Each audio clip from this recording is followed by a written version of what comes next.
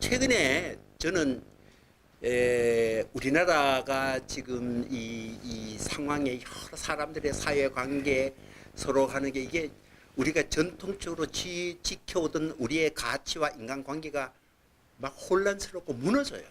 그리고 보이잖아요. 보이는데 그것의 변화는 첫째는 이게 단순히 사람들이 마음이 흉악해서 그런 게 아니고 이렇게 몰아가는 사회 시스템의 변화가 우리 생각이 있어도 막 우리가 느껴요.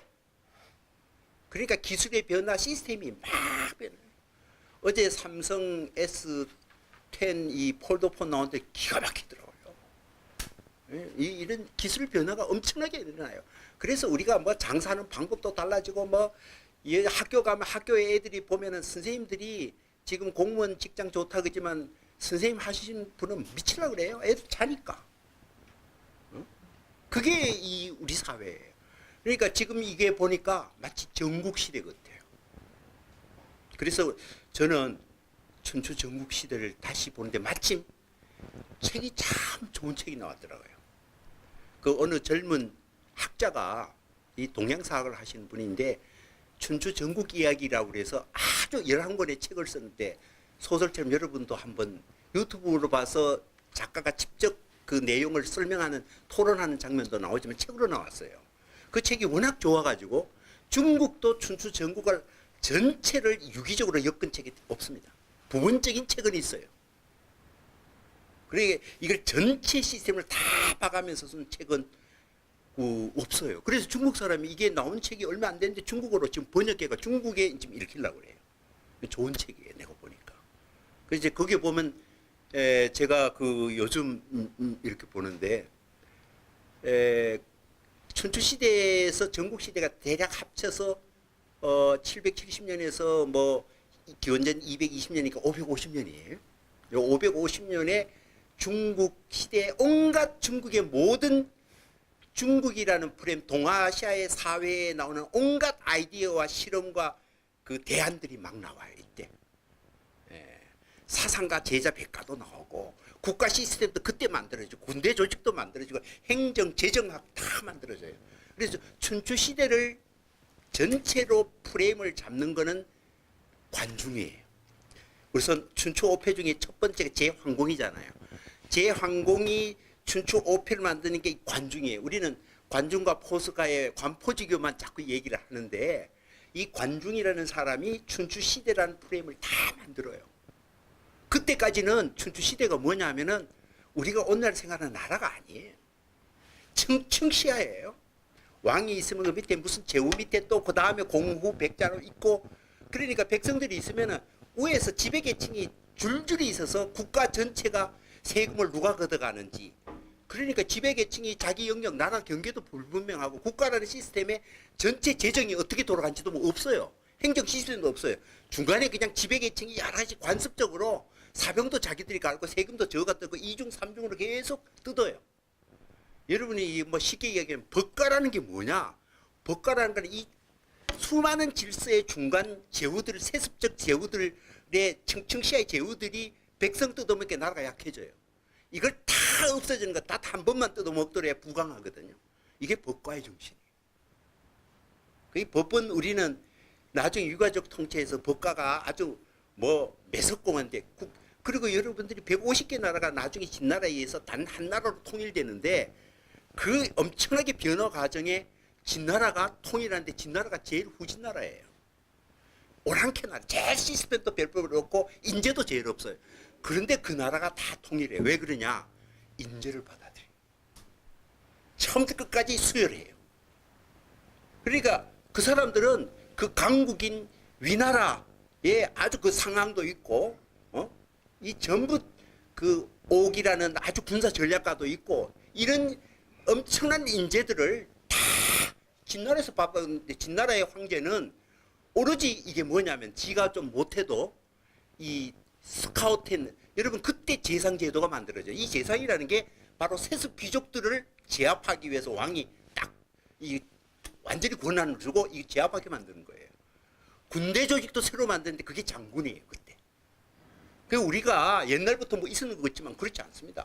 그러니까 한 국가 안에서 시스템이 가장 강력하게 하기 위해서는 어떻게 해야 되냐. 그 상황이라는 그 전에 목공 때서부터 상황이 진나라를 완전히 강력한 국가로 만들어요.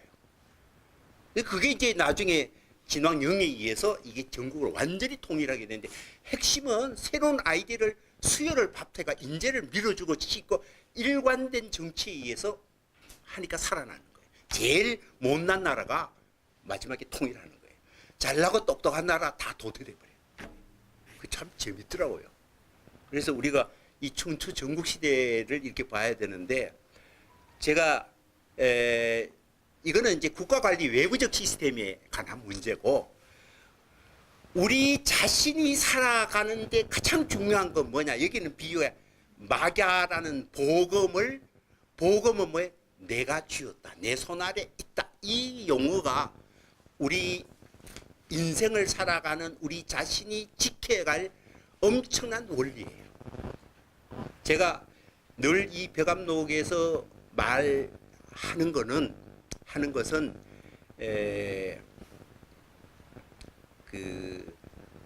우리가 객관적이고 표준적이고 진리를 따르면 우리는 뭐예요? 그냥 기계예요.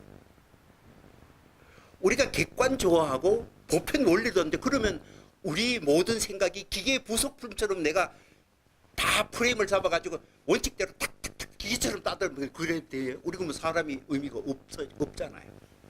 기계의 부속품 스스로 기계의 부속품처럼 되는 게 똑똑해진다면은 사람 사는 의미가 없어요. 그러니까 표준적 진리, 객관적 진리를 따르면은 우리가 개인적 삶의 의미라는 건 무너지게 돼 있어요. 그러니까 중요한 거는 자 어떻든 시스템은 객관적으로 돌아가더라도 그 순간에 맞부딪힐 때 나는 그 선택을 어떻게 할 건가. 다시 말하면 어떤 주어진 상황에 와서 이 우주의 원리에 그냥 내가 한 부품처럼 따라가면은 되는가? 아니면 내다운 이때 삶의 의미를 찾고 내다운 선택, 내다운 행위를 해야 내 삶의 의미가 사는가? 그게 진짜 중요하죠. 우리는 자꾸 외부를 다스리는 객관적 표준적 진리에 따르라고 자꾸 강요해요. 그러면 우리가 뭐 돼요? 그게 부속품 되는 거죠. 아무 의미가 없어요. 여기서 삶을 관리하는 죽이고 살리고 하는 복음은 내 선택에 달려있다는 게 이게 막야제수예요. 막야제수 살활임시 그때 때마다 죽느냐 사느냐 하는 나의 칼을 내가 어떨 때 뽑아야 되느냐. 즉 내 마음 관리의 선택을 정말 어떻게 사는 것이 내 인생의 의미에 그걸 살리느냐 이 얘기를 하는 거예요. 그래서 이건 좀 사납게 표현한 거고 부드럽게 표현한 말이 뭐냐 하면은 본분종사. 제가 이 앞에 1, 2차 할 때 앞으로 요거 우리 이 벽암록 할 때 굉장히 중요한 원리를 두 가지를 설명했는데 하나는 향상종 얘기했고 하나는 본분종 얘기했어요. 기억하시나요? 네. 본분종.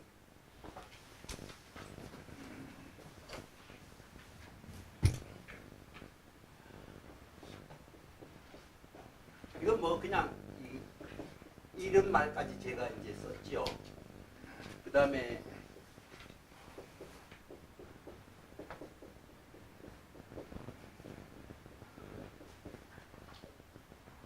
항상종 이 두 가지를 얘기했었는데 이 선의 뭐 어느 선사뿐만 아니라 선에서 진짜 이 전체를 이렇게 그 관통하는 원리가 본분이란 말이에요. 나의 몫이죠. 우리가 보통 뒷날 우리가 일상적 용어로도 본분이라는 얘기를 자주 쓰잖아요. 본분을 지켜라. 이때 우리가 일반적으로 사용하는 본분이라는 용어의 뜻은 유교적인 관점에서 사회적 자기가 맡은 그 입지, 그러니까 아버지로서, 선생님으로서, 아들로서, 또는 내가 뭐 선생님으로서, 나는 제자로서, 그러니까 사회적인 직분에 내가 맡은 역할을 하라. 이걸 본분이라고 이야기하죠. 그러니까 사회 시스템 내에 자기가 맡은 자리, 사회적으로 주어진 임무와 역할, 요게 명분, 이름과 자기가 맡은 목, 요게 똑바로 해야 된다 하는데, 여기서 벼감록에서 하는 본부는 그거 아니에요. 이제 그거하고는 완전히 다르다. 본부는 뭐냐? 여러분 자신의, 지난번에 제가 요거 얘기할 때는 우주적 몫이라고 얘기했는데, 예를 들면 뭐 이 위에 종 중에 장미가 있고 사자가 있고 뭐 들꽃이 있으면 무슨 뭐 달맞이 꽃이 있고, 어떻든 생겨먹은 그 꼴 그대로 이 말이에요. 그러니까 내가 내답다라는 것, 이거는 사회적 지위하고 아무 관계없어요. 그러니까 내가 이 우주에서 요 모양 요 꼴로 태어났을 때 내 자신이 갖고 있는 주어진 모든 잠재적 가능성, 이거를 꽃피게 하는 것,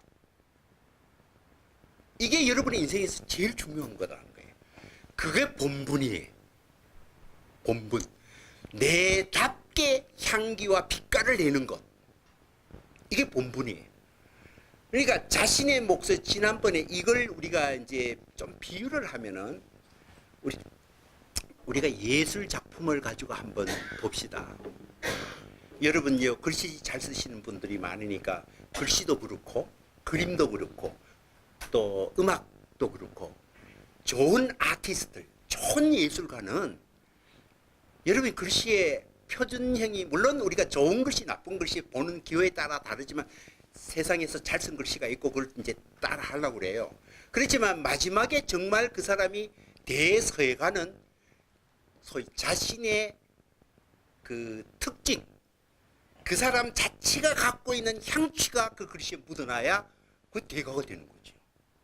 그대로 따라 쓰는 거 카피본 아무리 잘 써도 대가 안 돼요. 결국은 어떤 글씨든지, 노래도 마찬가지예요. 제가 지난번에도 노래도 이 목청이 되게 좋고 고음 처리 잘하고 박자 정확하고 음정 처리 정확하고, 그게 과연 좋은 노래인가? 약간 틀리더라도 순간순간 그 사람 자신의 감정이나 순간순간 우신의 마음의 어떤 그 표현을 그 사람답게 표현할 때, 똑같은 음도 이 사람이 노래 부를 때 저 사람 부를 때 우리가 거기서는 감정이 달라요. 그 사람 자신의 몫이 실어가야 그게 아름답죠. 우리는 이상하게도 그 어떤 사람에 있는 고유한 성격을 그대로 표현될 때 그걸 아름답게 봐요. 우리가 숙성된 거죠. 이 어떤 사람의 인간의 정신, 삶의 어떤 마음의 그 사람이 갖고 있는 그 지향성 있잖아요. 이런 것들이 정말 숙성해서 우러나와서, 그러니까 화가의 붓질이 하나가, 그 아름다운 붓질이 뭘 이렇게 손이 똑바르고 뭐 이쁘고 표준에 하고 맞기 때문에, 그러니까 그 사람 자신이 그 상황에서 그 표현이, 그 사람 나름의 표현이 가장 향긋 표현할 때 우리가 그게 진짜 알아봐요. 다 아름답다는 거예요. 우리 인생 전체가 그런 거예요. 자기답다라는 것, 즉 본분, 자신이 우주에서 주어진 뭐 육체적이건 정신적이건 주어진 환경이거든, 그 속에서 그 주어진 목대로 올곧이 피어나는 것, 이게 본분이에요. 그 올곧이 피어나도록 하면 자기가 깊이 자신의 것을 표현해야 돼요. 근데 물론 우리는 표현을 하기 위해서는 그냥 마음만 있다고 표현되는 거 아니잖아요. 발레를 잘 추기 위해서 발레 기본 동작부터 익혀야 되고, 서예를 잘하기 위해서 기본 동작부터 남인데 좋은 글씨를 흉내를 어느 수준까지 계속 써야 돼. 즉 표현 능력에, 익숙한 표현 능력 물론 길러야 돼. 그러나 거기서 그치면 예술이 안 되죠. 절대 예술. 자신의 향취가 묻어나야 돼요. 인생이라는 것도 똑같습니다. 이 선이라는 건 결국은 너 자신의 향취, 너 자신의 빛깔과 향기를 어떻게 익숙해서 진짜 드러내느냐. 그게 어디에서 드러나나요? 제일 먼저 그걸 일단 받아들이는 게 마음이에요. 마음에서 목소리로, 글로, 행동으로, 온갖 그게 다 그렇게 표현돼요. 기운으로. 그러니까 본부, 이게 뭔가 남인데 흉내내는가 하고 지 자신이 무르녹아서 자신이 완전히 소화해서 자신의 향취를 심어서 표현하는 거하고는 이거는 다른 얘기예요.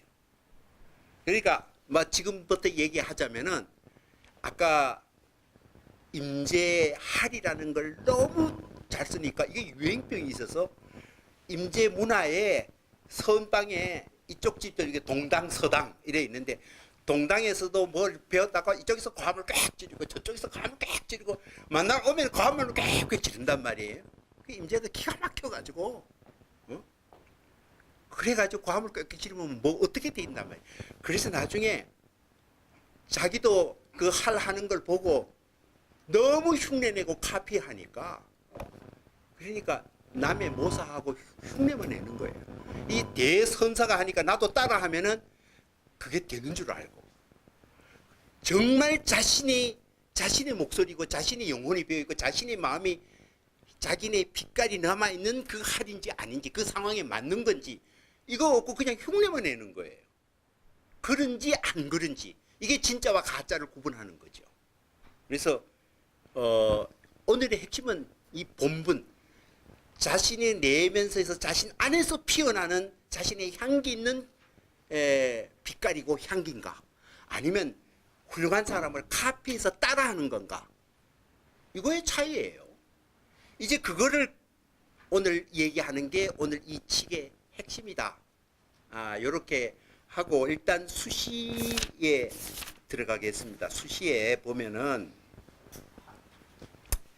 그러니까 이 십칙뿐만 아니라 이 선 전체를 관통하는 것이 이 본분. 그러니까 여러분도 자 우리가 오늘날 행복하게 살자면은 항상 남에게 흉내내고 훌륭한 사람 따라하려 하지 필요가 없다는 거예요. 표현력을 익숙하게 자기답게 표현하기 위해서는 좀 훈련을 받아서 표현을 자기 뜻대로 하기 위해서는 훈련을 받아야 돼요. 그렇지만 진짜 중요한 건 뭐예요? 나의 것을 어떻게 곱혀내느냐. 내다운 것을 어떻게 만들어내느냐. 그것은 남의 보는 눈에서 시야가 중요한 게 아니 특히 이쪽에서 본분은 뭐냐면은 남의 눈초리를 의식하는 순간 그건 가짜예요. 남의 요청에 봉사할 때는 그건 이미 내 것이 아니잖아요. 사람들이 저런 걸 요구해. 나도 저렇게 하면서 남들이 잘 인기가 있고 잘 보이겠지. 훌륭하다 하겠지. 이때 이미 지정신이 아니에요. 지거 없어요. 그때. 진짜 자신의 내면에서 우러나온 자신의 소리를 자신의 내면에 귀 기울여야 돼요. 그러니까 외부의 원리와 가치에 내가 팔로 따라가면은 이미 자신의 향취가 없는 거예요. 그 본분이 아니에요.